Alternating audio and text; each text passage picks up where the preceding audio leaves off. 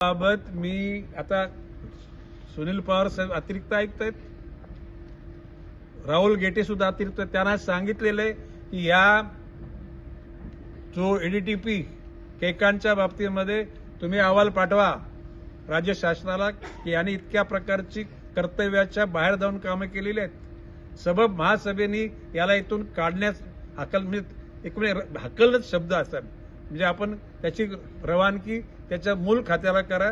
मूळ खात्याला रवानगी करताना त्यांनी ते काय पाप केले हे पण त्या ठिकाणी अधोरेखित करा, म्हणजे तिथे डिपार्टमेंट इन्क्वायरी त्याची सुरू राहील. अभय जाधव यांनी सुद्धा त्याच गोष्टी केल्या, याच्यावर सुद्धा ठपका ठेवून गरज पडली त्याला सस्पेंड करा, आणि जर तशा प्रकारचं गंभीर असेल तर महानगरपालिकेचा तो अधिकारी त्याला सेवेतून मुक्त करा. दादा तुम्ही ही ती चिल्लर बाजी होईल.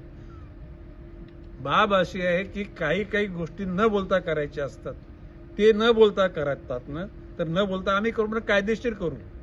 हे जे मी बोललोय ह्या बिल्डिंगी तोडल्याच जातील, कारण त्या ठिकाणी एखाद्या खालच्या तालुका कोर्टाने जर एखादी इमारत तोडण्याचे जर आदेश दिले आणि ते आदेश त्याला राहुल गेटे उपायुक्त अतिक्रमण असताना त्यांनी वाशीच्या वॉर्ड ऑफिसरला आदेशित केले होते तोडा.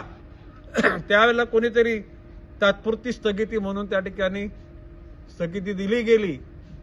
कायदेशीररित्या कुठल्याही न्यायालयाने घेतलेला निर्णय पंतप्रधान सुद्धा नाही थांबवू शकत. ते थांबवायचं असेल तर न्यायालयाच्याच माध्यमातून ते त्या ठिकाणी थांबवलं जातं. जर खालच्या कोर्टाने गेला, सेशन कोर्ट आहे, हायकोर्ट आहे, सुप्रीम कोर्ट आहे, सुप्रीम कोर्टाची फुल बेंच आहे, परंतु अशा प्रकारचा पॉलिटिशियन लोकांना तात्पुरती स्थगिती देण्याचा अधिकार नाहीये, हे मी गांभीर्याने बोलतो. आणि म्हणून मस्तीमध्ये काम केलेले आहेत ना. मी मगाशी बोलत चोर के चोर ऊपरचे शिरजोर. काय बोलतात, काय केलं, तोंड घशी पडले. केकांच्या प्रकरणावर, अभय जाधवच्या प्रकरणावर तोंड घशी आम्ही नाही पाडणार, तुम्ही आपोआप स्वतःहून पडा. दादा सिडकोच्या